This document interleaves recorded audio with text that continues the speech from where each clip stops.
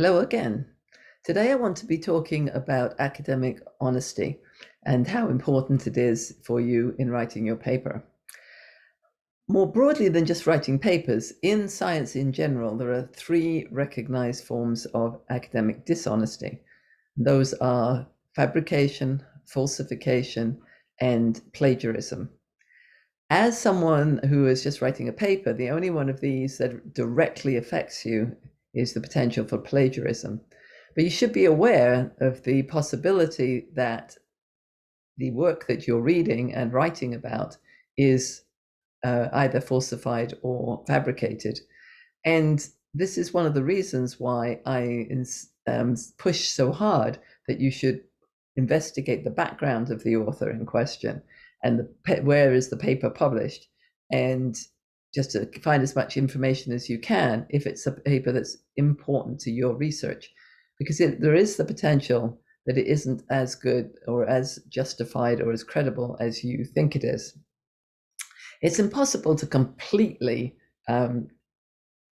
inoculate yourself, as it were, against being defrauded by a clever scientist who's published something that is just not justified. However, with using a careful selection of your papers, your authors, then you'd certainly decrease the chances that you'll be using something that's not really a good piece of scientific research.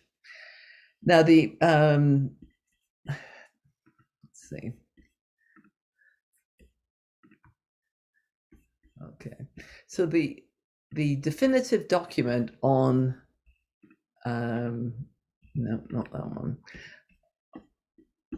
on a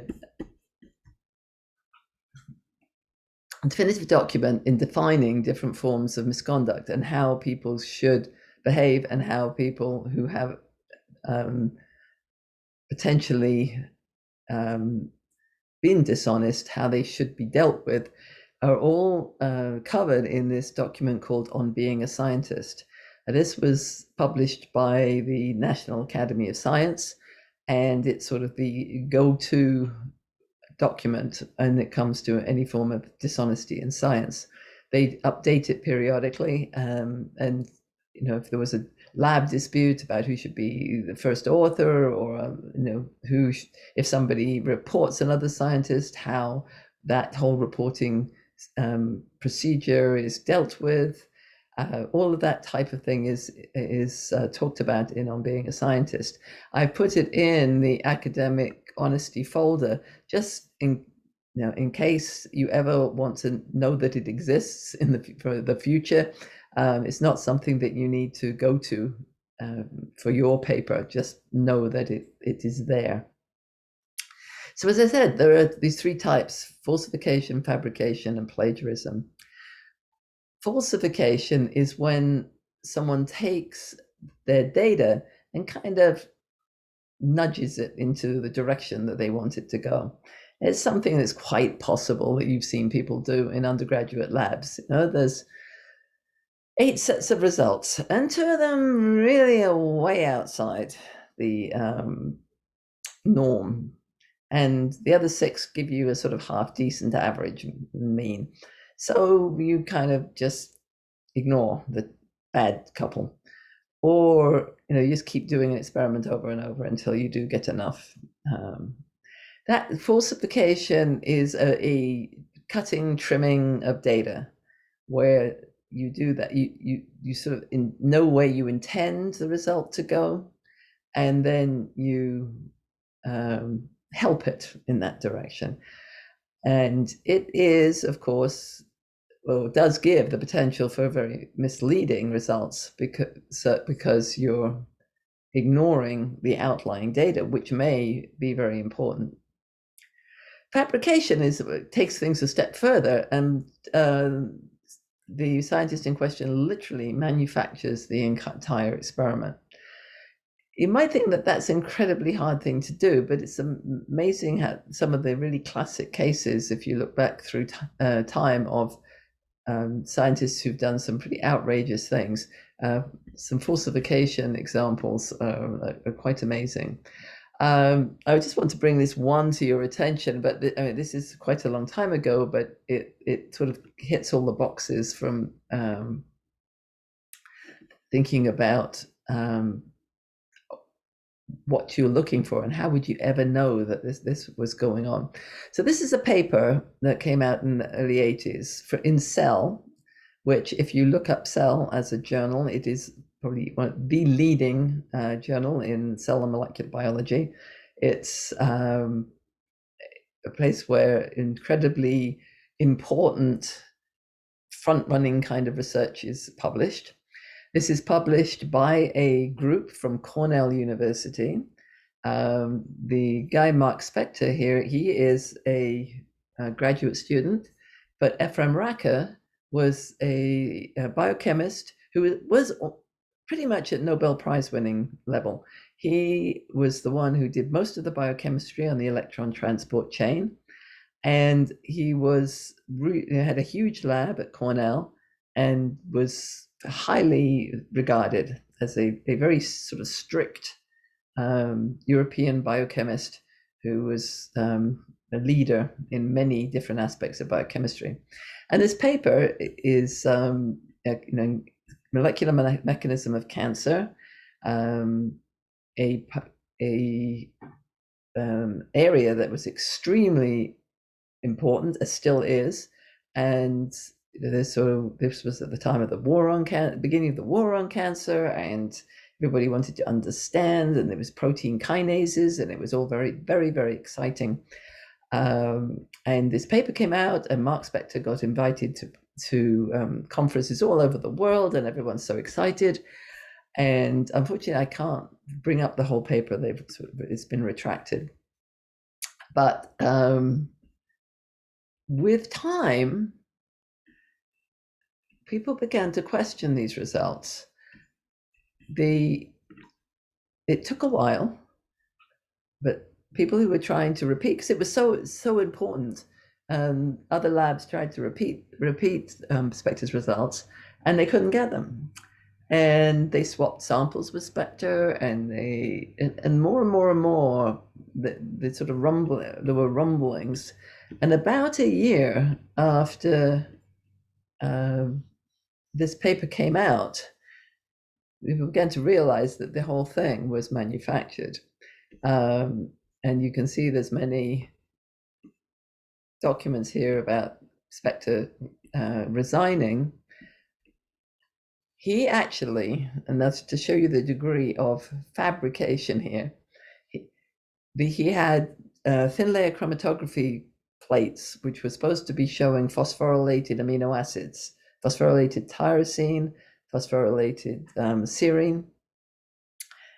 And when an investigator went in and looked at the saved chromatography gels, he found out there was not even phosphate there. There was radioactive iodide. And what Spector had done is literally take a pipette with some radioactive iodine on it and dropped it on the plate, and then developed the color to show the radioactivity. And then he'd never run the experiment. And you have to wonder, like, how can somebody get away with that? But apparently he appeared brilliant. He was always working, all through the night, maybe so that way people didn't know what he was really doing. He was incredibly smart and talked so well at lab meetings, and his data looked so good. It was just a phenomenal fraud. The whole thing was fabricated. For Ephraim Racker, it was a huge embarrassment to him and his lab. They had to retract everything, and when they did more investigation, they found out that Spector had actually fabricated his work for his master's thesis as well. That somebody's that clever ought to just do the research. Why fabricate? But anyway, it can happen, and there are some other really notable cases of people. One anthropologist actually burying samples and then finding them again on with the television cameras there. I mean, it's kind of outrageous. But anyway, it can happen. So let's move now to thinking about plagiarism, which is the thing that you need to be most careful about avoiding. Because as I say, you cannot do a Mark Spector in your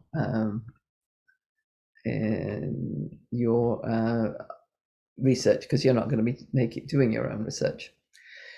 Okay, so plagiarism is also out in the main scientific literature. I just want to bring this one to your attention before we go into the details of how you can avoid plagiarism. Have a quick look at this article, and sorry it's a bit small, but if we look here at this research article published in Journal of Applied Sciences, sounds okay, in 2007, effect of glucides on thermal denaturation and coagulation of whey proteins studied by UV spectroscopy. A whole series of authors actually done in France. The main author is in this place. Where is he? Anyway, looking at the introduction, all normal things, materials and methods. Let me point out, you have table 1 here, protein concentrations, all your summary data, see the figures. Table 2, proposed model, all looks okay. Oh, no reason why you would particularly look at that. And then you go to this one. This paper was published in 1988 in the Journal of Dairy Science, thermal denaturation and coagulation of whey proteins, effective sugars. So the other one was effective glucides, which is sugars on the thermal denaturation and coagulation of whey proteins. I know that you know, as I scroll through quickly, you can't really compare, but here we go, table 1, all these concentrations, summary data, table 2, figures, you might recognize that shape, shape of figure 2, model, and the discussion. If you actually go sort of paragraph for paragraph, word for word, the entire paper, the entire 1988 paper has been taken word for word with a very few changes and republished under a completely different set of authors from a completely different group. The only major difference in the entire set of papers is when in the methods, where they say where they bought their protein, their milk. And one group bought it in Canada, surprise, surprise, and the other group bought it in France, because that's where they were, apparently. Okay. So a word for word lifting, changing a few words like sugars to glucides, and minimum changes. So if you notice this article, I'm the first author. My master's thesis publication was plagiarized 100% and republished 15 years later. They just took it and republished it, whole set of people. And students will usually say, well, what did you do about it? I wrote to every single author. I wrote to the journal. I wrote to the heads of the departments of the places that other groups said that they worked. Never heard a reply from anybody. A little bit later, I got irritated again and tried again, and did get a reply from the journals. They said they'd send it to their ethics committee. Never heard again. Never heard from any of the authors. So it's still out there, still happens. There's really not much you can do about it. But it's very difficult to patrol and police that kind of thing, and not much anyone can do about it. I only found out because somebody in England was working on the same area. They were starting to work on these milk proteins, and the postdoctoral fellow who was going to work on this had done a literature search and picked up both of these papers, and when he read them, realized that one was identical to the other. And the professor there contacted me and said, hey, do you know that your work's been republished? which I didn't at the time. So anyway, such things can happen. So for plagiarism for you, we really strongly admonish you to be very careful not to plagiarize. A topic like this, writing a science paper, when a lot of the language is not language that comes easily to you, that a lot of the concepts are difficult, it is incredibly easy to fall in the trap of just copying and only changing a couple of words, which is not adequate form of paraphrasing. So I've assigned you to go and do the Indiana plagiarism recognition and tutorial and tests, just so that you can get practice in the difference between plagiarism and paraphrasing. This test can be difficult for students, and so don't just discount that there's going to be an easy thing to do. You should read through their examples and try some practice tests to help you, so that when you actually take the test, you will find it easier.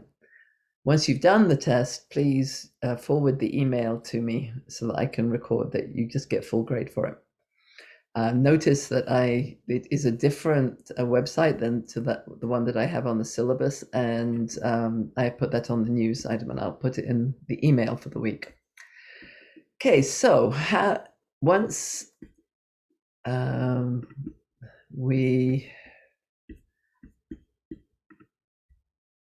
let's see, Dropbox. So how do we determine plagiarism for purposes of this paper? This paper, the annotated bibliography, no, the paper drafts, an annotated bibliography final, the 2 drafts, and the final paper will all be subject to the Turnitin proceedings. And Turnitin is a mechanism by which the computer program tests your writing against all of the sources out there. And I can set this up if I go to paper first draft, edit folder. I'll show you how this gets set up. Okay, so it's in this one. No, it's here. So in setting this up, I go to the Turnitin tab. I say evaluation, so enables GradeMark, which will give a bunch of grammar and so on type corrections. But here I check originality check. So I have enabled originality check for this folder. It will automatically generate this checking on all submissions. Go here, it will show that it's going to compare against student papers that have previously been submitted. It's going to compare against all current and archived web content and all periodicals, journals, and publications. Okay. When it gets to the second draft, I will turn this off, because otherwise it's going to come up identical to your first version. But for the first draft, I'm going to leave that on to make sure that your paper is not too similar to one that has already been received. Okay, so you submit your paper. It's going to be looked at in comparison with all of these other resources that are out there. And I have also checked, you might have noticed as I went by, allow learners to see similarity scores in their Dropbox folder. So you will be able to see a little while after you submit your paper what your Turnitin score is. Okay, it does take a little while for it to work, but it will go. Okay, so you will see something like this. I don't really want the student name showing. Okay. So in your drop, and this is my Dropbox, so I'm seeing a lot, all of the student paper. But in your Dropbox, you'll only just see your own paper with a score. Okay. The percent score is the percent of your paper that is identical to another source. Now, as in my judgment, if paper is under, say, 15, it depends a little bit whether or not there are figures and tables and whether your paper is referenced. Figures and tables and references will inevitably be identical or very similar to other sources. And so, you're never going to get a perfectly, absolutely no, quote, plagiarism, no similarity, because those things should be similar. Okay? For a first draft, 10% or lower is good. There are things that I'm not ever going to question if they come out almost exactly the same. Lists of symptoms for a disease, lists of drugs.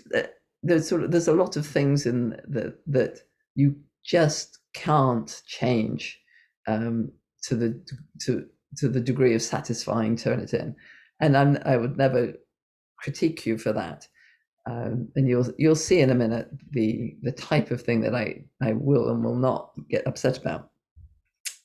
So these kinds of numbers I wouldn't be looking at, and if you get something that's blue, I wouldn't worry about it at all. I think you're in good shape.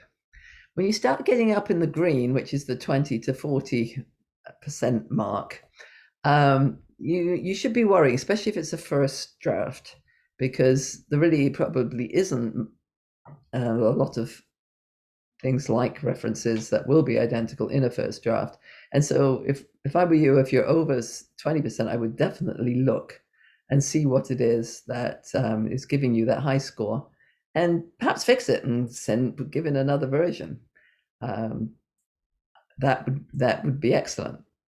When things start getting up into this kind of number, there is a serious problem with the paper, and it needs to be sure to go back and do something about it. So how would you find out what this 20% or 34% comes from? Is right here. You can press. So it's going to be mad. It's mad at me because it's been sitting here for a long while I've been talking. So what I would have come up is this. I got this up earlier. Okay, so this is the paper that comes up from the Turnitin report. Again, it will take a few moments to generate it, so not an instantaneous thing. And what happens here is that you get colors which go with the source. So the number here is, which you can click on, will tell you where this similarity is coming up from.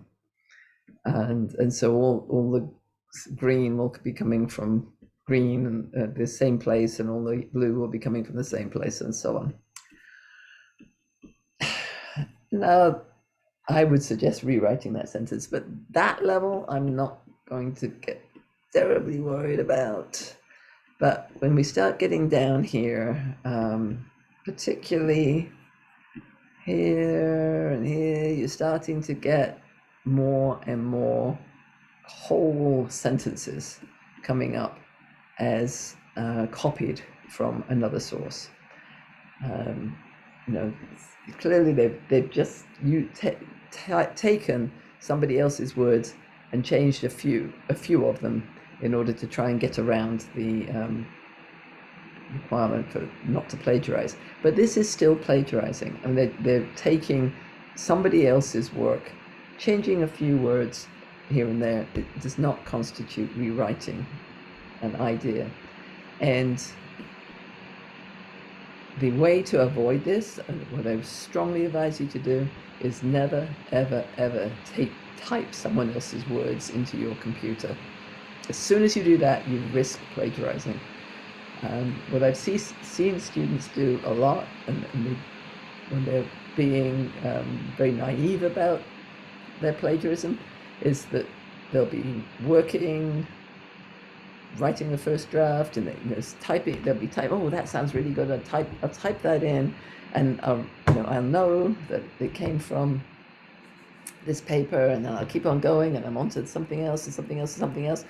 And 2 weeks later or a month later or whatever, when they're writing the final, one of the later or final version, they, oh my gosh, that's good, I'll just I'll pick that up and put it over here.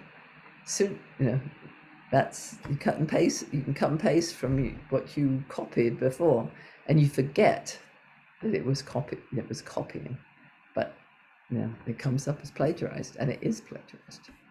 So, scrolling through here, you can see, this is way, way, way too much from that one pick. So, and when you get down the bottom here, somewhere here, they will actually give you a list of the references that they pull it from. For some reason, it's over in the corner. But you will be able to, so this number 2, journals, so this probably is one of this student's primary references, but it'll give me exactly where this came from. So what I strongly recommend is that you submit your paper in good time so that you can submit it, and you'll have time to see what's coming up from the Turnitin score, and resubmit if you don't, you're not satisfied with it. It's actually a very, very effective way of checking your own plagiarism before I get to grade it, because I'm not going to give you points for somebody else's words. You have to write your own words, and so this is the way that we're trying to ensure that you do so. Okay, so if you have questions about that, please do ask me in one of our individual sessions. Theoretically, the plagiarism test is due on Wednesday, but I would say that if you are still behind on other exercises, if you haven't completed your critical readings and annotated bibliography yet, then do those first. The plagiarism exercise can be done at sometime in the next 2 weeks if you're running behind on other things. The sooner you do it, the better. Get it out of the way, and it'll help you in your writing of your paper. But getting the basic work, the critical readings and the annotated bibliography done, and so that you're ready for your paper draft, is more important. So prioritize if you have to. Okay, so that's academic honesty. And questions, just either email me, or you can ask